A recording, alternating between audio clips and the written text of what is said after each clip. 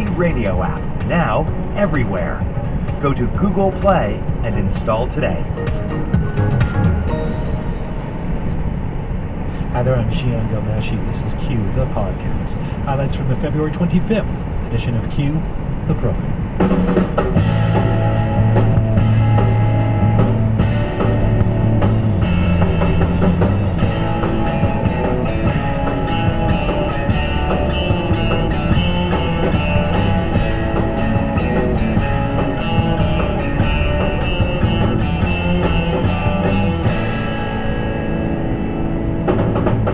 On your program today, A.J. Jacobs, the man who spent a year living biblically and pursued healthy lifestyles to the point of exhaustion, is now obsessed with online genealogy.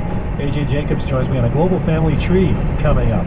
And Chuck Norris versus communism. His feats of mental and physical strength are both revered and ridiculed, but filmmaker Linka Calgarano credits his movies and other 80s Hollywood fare with shifting attitudes in Romania as communism weakened. But first, protest violence and government crackdowns in Venezuela. What happens when media is gone too? This is Q.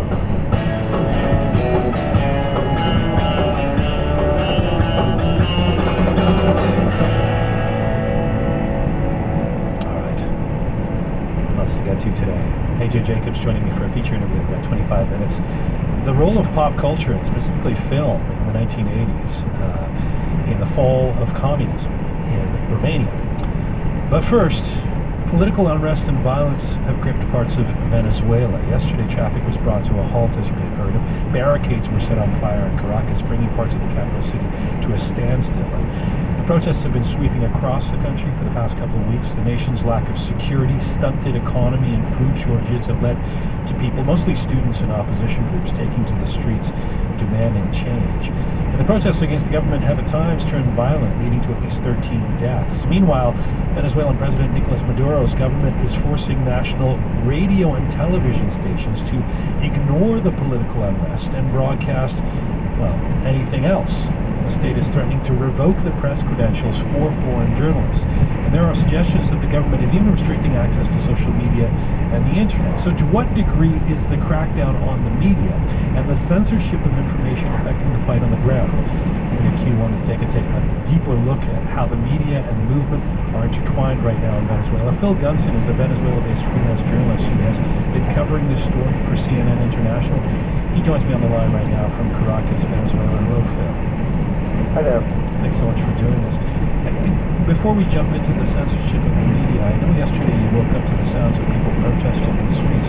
What is it like in Caracas today? It's actually, from that point of view, a good deal calmer. I was listening very carefully around dawn today to see if I could hear the same pot banging that woke me up yesterday, and it was much quieter. And certainly in the area where I live, the barricades have come down. There are some in the rest of the city. The situation is by no means back to normal, but it is a little calmer than yesterday. Phil, how would you describe what you have seen in the city and in other areas of widespread protests over the past couple of weeks? Well, it very much depends where you are. This is a very urban phenomenon. There have been a few protests in more rural areas, which tends to be kind of the government heartland. But in general, this is not only urban, but also, I'd say, mostly a middle-class phenomenon in the sense that the barricades have been going up and the streets have been blocked in middle-class areas rather than in the poor areas, which may in part reflect not just greater government support among the poor, but also the fact that it's a lot more dangerous for people in the barrios to do this kind of thing. So people generally feel safer in middle-class areas, and that might be part of it. Although I was reading today that this protest doesn't necessarily break down on class lines as much as the president would like to argue that it does, right? I think that's absolutely true. I think it's important to realize that although the bulk of the support for the government is among the poor, the country is split down the middle, and this is a country with a huge class division. The middle class and the upper classes represent a tiny fraction of the population. Most people are working class, poor, and so obviously if it's split down the middle and there are 7 million people, for example, voting for an opposition candidate in a country of 30 million people, obviously a lot of poor people are against the government. So Maduro has been president for about 10 months. This is course, following the death of Hugo Chavez. There's been tension, we hear from the beginning. What was the precipitant of this? Just give us some context before we start talking to the media. What has sparked this latest set of protests that have turned so violent and deadly? I think it's a combination of economic factors and political factors. The economy, as you mentioned in your introduction there, is in extremely bad shape. Essentially, despite the fact that it is an oil economy with oil at around $100 a barrel, the government has run out of dollars. And since we don't produce anything except oil, hardly, the dollars are required to import everything else that we need, including a very large part of the food. And what that means is, in practical terms, if you go, as I did this morning, you go out to a corner shop, to a store, and you find that half the shelves are empty. A lot of the basic products are simply not available. So that's going on the one hand. There's also violent crime, which you mentioned. And then politically, there was the political unrest, the political uncertainty surrounding the very narrow victory of Maduro back in April. The sense that he wasn't really, the sense on the opposition side that he wasn't really a legitimate president. But in December, in local elections, the government won a majority of the vote, restoring to some extent the sense that the government did have popular backing. And we're into a situation now where until the end of next year there won't be fresh elections. So there's a good deal of frustration and a sense that there's no electoral solution to this. And that's partly why people frustrated with the opposition leadership, which many people see as rather passive, have decided to take to the streets.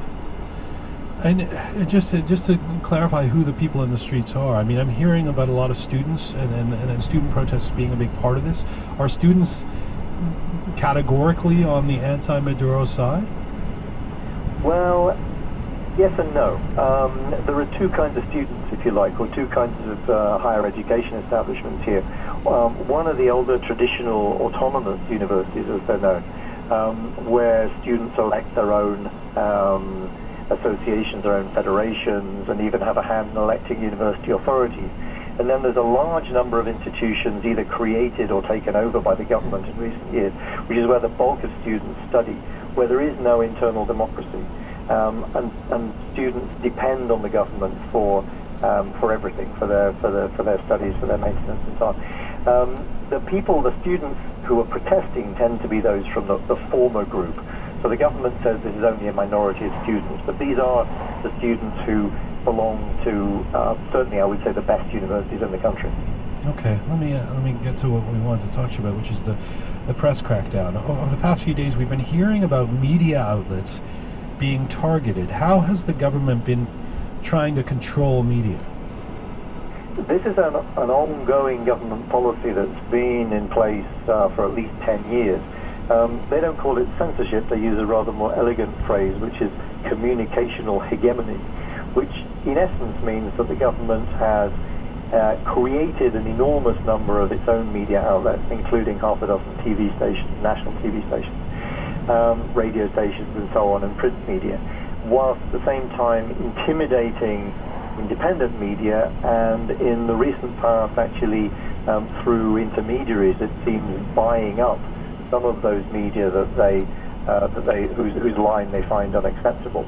So the combination of taking over the media and threatening those that remain, and under Maduro in particular in the last few weeks, it's a policy that's accelerated. We've seen much harsher repression against the media than we ever did, I think, under Hugo Chavez. And I'm hearing about the security forces targeting and attacking journalists as they're out in the field. You're a journalist there, working for CNN, The Economist, and other publications. You used to write for The Guardian. What is it like for you when you're heading out on the street to cover this story? Are you concerned? Do you feel a sense of crackdown or fear? Oh, absolutely. It depends very much the kind of protest that you're covering. There are two really at the moment. One is the mass protests by day, called officially by the opposition leadership, which tend to be fairly safe. They're in the daytime, there's tens of thousands of people there, people feel fairly safe. But then after dark, what has been happening is that the protests have continued and the crackdown has been much more violent. Although that said, on the 12th of February, when this whole process started, The first killings of the dozen or so that we've seen so far were in broad daylight in the centre of town. You really need, as a journalist, if you possibly can, you need to go out on the street with a bulletproof vest and a helmet. And have you been threatened, or has there been any moment where you've felt your security at risk? Not in the past few days, no, but I admit I've not been much out on the streets at night. In the past, I've been here for 15 years, and aggression, certainly verbal aggression against us, including the foreign press, is nothing new. I personally was accused 10 years or so ago of being the ringleader of the international media conspiracy to overthrow the government financed by the State Department. It's been a long history of feeling vulnerable here, if you like. Phil, a few days ago, President Maduro did a bit of flip-flopping. On Thursday, he denied press credentials to CNN journalists. Then the next day, he said they could continue reporting as long as they were willing to, quote-unquote, rectify their coverage. Now, this sounds a bit, well, it's almost comical if it isn't as scary. It's Orwellian, and it's got a bit of a James Bond villain sound. What exactly did he mean when he said rectify the reporting? Well, the government is really only interested in one kind of message getting out, and that's the message that they decide to put out, the spin they want to put on events. The government, of course, claims that what's going on here is not mass popular protests, but a slow motion fascist coup financed and backed by the United States. CNN, that hasn't been CNN's editorial line, and CNN, in circumstances, and CNN in Spanish, of course, in this particular case, in the circumstances in which domestic TV and radio are giving minimal coverage to these services, and certainly not covering them live for fear of government reprisals, the role of a channel like CNN in Spanish, which has been giving intensive coverage to Venezuela in recent weeks, is very worrying to the government, because anybody who's got cable or satellite can see a version which is very, very different from what the government wants to put across. The obvious sort of thought is, especially in the context of what we saw in the Arab Spring, what we saw starting in the protests in Iran in 2009, is that folks on the ground sort of moved to social media once the traditional media has been cracked down upon. How important is the internet and the use of social media to the protesters and the opposition in Venezuela right now? And there are also reports that the government has shut down access to the internet for a couple of days. So what can you tell me about that? Well, certainly social media is absolutely vital.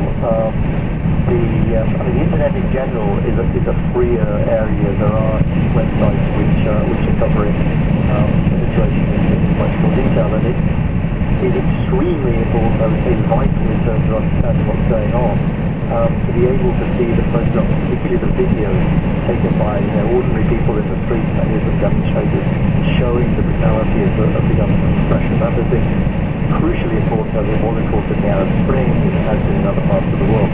And there were problems, there have been problems with uploading videos on the social media. It's not clear.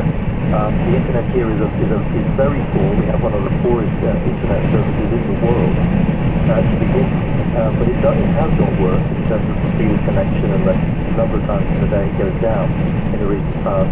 And obviously the government is being accused of interference. In the case of the internet actually going down completely for about a day and a half, that happened down in the southwestern state of Texas on the border with Columbia, where the protests have been fiercer and more intense than anywhere else.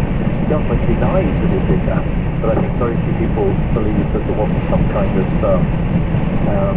intentionality behind it. The government, the state government, who's on the government side, on the national government side, claims that it was pure vandalism, that the cable was vandalized, and that was what happened. But I think most people feel the internet went down thanks to government action. When you say most people feel that way, how big an issue is this for Venezuelans you're speaking to? Does media censorship matter to the average person in Venezuela in the context of what's happening there right now? Well, I think that's a very important question. Actually, when I say most people think, I think I should really qualify that by saying that I'm referring to most people who are paying attention, if you like. obviously the bulk of the population, particularly in a critical economic circumstance like this, spending a large part of their day lining up to buy cooking oil or flour or toilet paper. And they're not mostly thinking about whether or not the government is censoring the media. That said, I think it's also true to say that in any political unrest, wherever it might be in the world, those who are actually actively involved and who are concerned, hour by hour with what's going on, are inevitably a minority of the population. And it's probably true to say that more or less wherever you go, most people would just like a bit of peace and quiet. I guess media censorship has been something of a controversial issue in Venezuela for some time. When you reflect on this story, to what extent do you think the Venezuelan government can expect to censor the news, whether it's what's being covered locally or by an international journalist or a citizen journalist posting videos or pictures on social media? I mean, basically, do you expect this to continue and in fact expand, this crackdown on the press? Yes, absolutely. I mean, I think the crackdown is policy. It's been policy for a long time, and it's only intensified in the current crisis. But I think whatever happens, so long as the present government remains in power, their attempts to gag the media will continue. How successful they'll be is another matter. I think, again, you have to make distinctions between perhaps people in the interior of the country where there are no opposition papers, where people generally don't have cable. They see only government news, and the government is able to successfully keep them in the dark. In the cities, of course, it's a lot harder in the 21st century to stop people finding out what's going on. And if you were to be able to do this in 30 seconds in a nutshell, I mean, despite the government's attempts, the news on the ground from Venezuela is still getting out to the public, certainly to the rest of the world. What do you think is next for Maduro? Can his government keep control?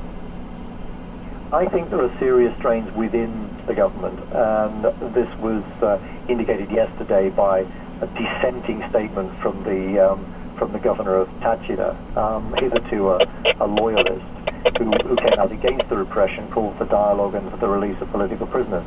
So far, it's just him, but I think it's reflecting serious strains within the government, because I think there are a lot of people who simply don't feel that repression is the answer to the current crisis. Phil Gunson, thank you very much for this today. Be safe out there. You're welcome. Thank you. Bye-bye. Phil Gunson.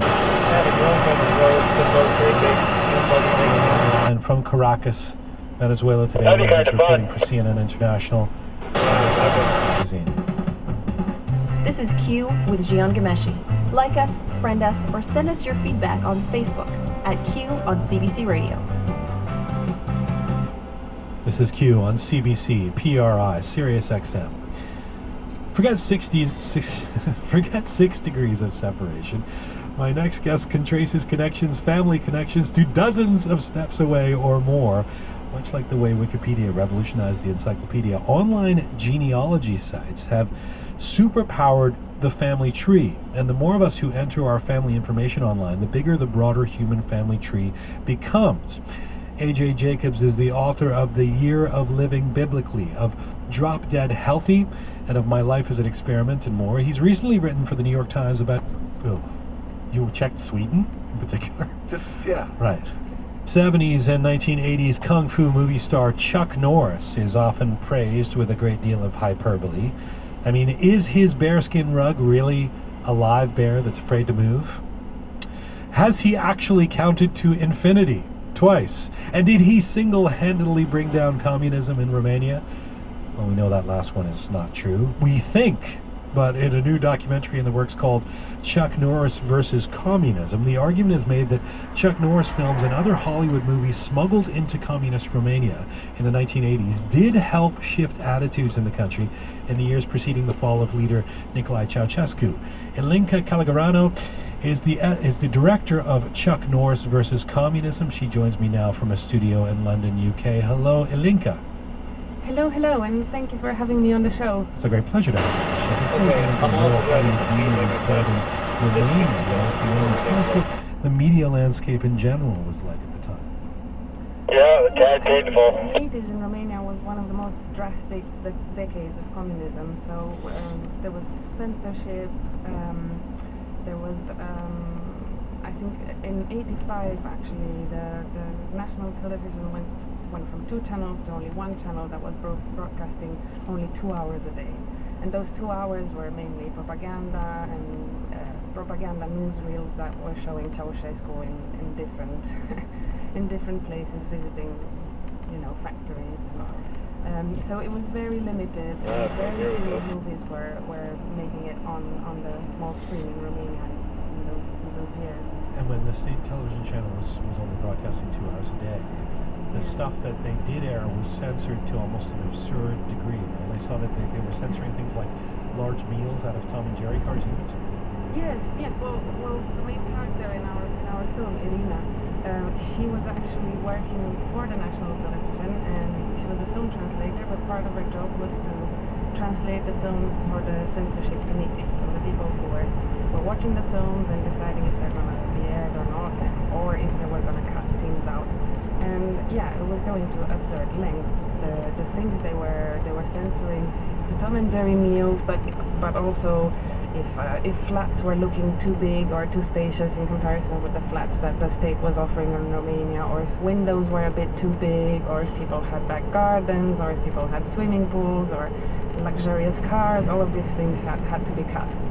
So Irina Margaretinista, she was working as a translator for state television. How did she feel about her job? Well, I mean, she was getting I think she was getting depressed, and she was feeling isolated because she started working there at the beginning of the 80s, and as the years were progressing, there were less and less films. There was, and she passionately loves films, so she was feeling isolated. She was feeling like she was losing touch with the world, with Hollywood, with everything that was coming out, and was kind of, you know, put on a dusty shelf, waiting for a change. Eventually an ex-con named DOD Zamfir contacts her with a different kind of job for her. What did he want her to do? Well, he was looking for someone to translate some new films on VHS tapes. That's what Irina was told by an intermediary. She was contacted one evening, so she went to see Zamfir, and basically Zamfir was saw an opportunity. He realized that there was a huge lack of entertainment. People are hungry for films and for stories, I think, about it. Stories that didn't have anything to do with party, with politics, with censorship and all of that. So he started smuggling films on VHS tapes from the West. He was traveling to the UK, to Germany, bringing in cartons full of tapes, but they were all in foreign languages. So he needed someone to translate these films. So he put together this makeshift studio in his house, in the basement, and he found Irina to translate all of these films. This is such an amazing story. So they're sneaking in VHS videotapes into Romania. Mm-hmm. She begins translating films for Zamfir. How much of a risk was this for her and for DOD Zamfir to be doing this? Well, I mean, it was a big risk. He compares the smuggling in of the tapes with drug smuggling, with drug trafficking. And the whole thing was a bit hidden, and you know, nobody wanted anyone else to know about it. Yeah. And this is the part that really is quite amazing. She had to dub all the Zamfir films herself, so she plays all the parts, right? She's doing all the voices in every kind of film. Yes, she did. She did the men, the women. You know, she was the voice of Van Damme, of Chuck Norris, of Stallone, but also of all the women. And also what's amazing about her process is that because this was such a makeshift studio and everything was improvised, she had to translate all the films at first sight, so she couldn't prepare or, you know, learn what the film was about. And she couldn't stop, pause or rewind because everything would go out of sync. So once she put that tape in, right, it would go and go and go, and her record is doing 10 films in a row. She's just translating in real time. Yes. And she was quite young at this time too, right? Yeah, she was in her late 20s. So late 20s. Just to give a sense of this, I want to play a clip of her dubbing over a scene from the iconic 1970s American film Taxi Driver. So this would have been in 1980s in Romania. They're watching Taxi Driver, and this is what they're seeing and hearing. talking to me? Well, who the hell else are you talking to? Atunci cu cine dracu vorbești? Cu mine, nu? Well, I'm the only one here. Alți nu. That's a scene from an upcoming documentary called Chuck Norris's versus Communism. I'm speaking with the film's director, Ilinka Calgarano. Irina was dubbing all these films herself. What were her working conditions like? Well, I think the studio was improvised, but Zamfir, I mean, his business quickly grew, and it grew exponentially. Towards the end of the 80s, he was very, very rich. I mean, he was making the value of a house every 3 hours. So I think the conditions in the house improved as they went along. And she ends up doing, these are hundreds of films, right? Yeah, she did around 3,000 in that period. And what kind of movies were they? Were they mostly B movies with the occasional art film like Taxi Driver, or were they popular films? What were they? I think it was a combination. I think it was a lot of B movies, but there were also popular films, and there were also Hollywood blockbusters, and also more art house films as well. But I think Zamfir was a very good businessman, and he was, you know, seeing what the people want and what the market, the so-called market that was forming then wanted. So I think a lot of the films were action films, with a lot of explosions, with car chases, with a lot of gunshots, and that's why Chuck Norris, Van Damme, Bruce Lee are the guys who became really, really big heroes in Romania. Very popular. So how were people watching these films? Oh yes, that's another very, very interesting thing. I think it was a very special way to consume films, and in a way I'm nostalgic for it, because it was very hard to find a VCR in those days, so you couldn't find them in shops. This was a Western product. You couldn't find it. So people, firstly, it was very hard to source one, and then it was very expensive. It was more expensive than a car. So each town had a few VCRs, and people knew who had the VCRs, and then people would group around these privileged few who had the means to screen the films, and a lot of the people who had the VCRs would organize paid screenings as well. So people would end up paying for tickets if you didn't know that person. And in the end, there would be video nights where there were around, you know, from 10 to 30 people in one flat, in one living room. All crowded in there, all smoking. It was still the 80s, so a lot of smoke, and watching from 5 to 7 films in a row, because if you had access that night, you had to watch as much as you could. So yeah, they would be watching all these films, and the narratives were getting all mixed up, and you didn't know, you know, where Chuck Norris started and where he ended in Vietnam, and where Stallone was in Rambo 1 and then in 3, and all of these things. So but this was personal for you too, right? I mean, there's sort of a romance around this. I understand your own parents were able to borrow a VCR a few times, which is how you got to see films that didn't pass through the Romanian censors. What do you remember about those movies? Well, I think I was a child that was growing up in the 80s, so those films really made a big impact on me, because it was my first contact with film. And I think more than the films themselves, of course, one of them is really imprinted in my memory, and that's Critters, because it terrified me for years. But more than the films themselves, I think it was that feeling that I still remember today, and when we were shooting, it kind of hit me again. When someone put a tape in a VCR and I started hearing Irina's voice, it was that feeling of just crossing into a different world, you know, a world where you could almost touch freedom, and it felt a bit naughty, it felt a bit forbidden, it felt a bit like you shouldn't be doing that, but at the same time it was, you know, a contact with the forbidden West, and, you know, all that colorful world and the things that we were imagining and idealizing about the West. And one of the very lovely things we see in this op-doc you made for the New York Times website is how much it actually affected people to watch these films, and that there's this whole generation, which you would be part of, that remember this woman's voice, right? Because she was the one dubbing all the voices in all these films, and so they speak about how important not just the films but this voice was to them as a lifeline in the 80s, right?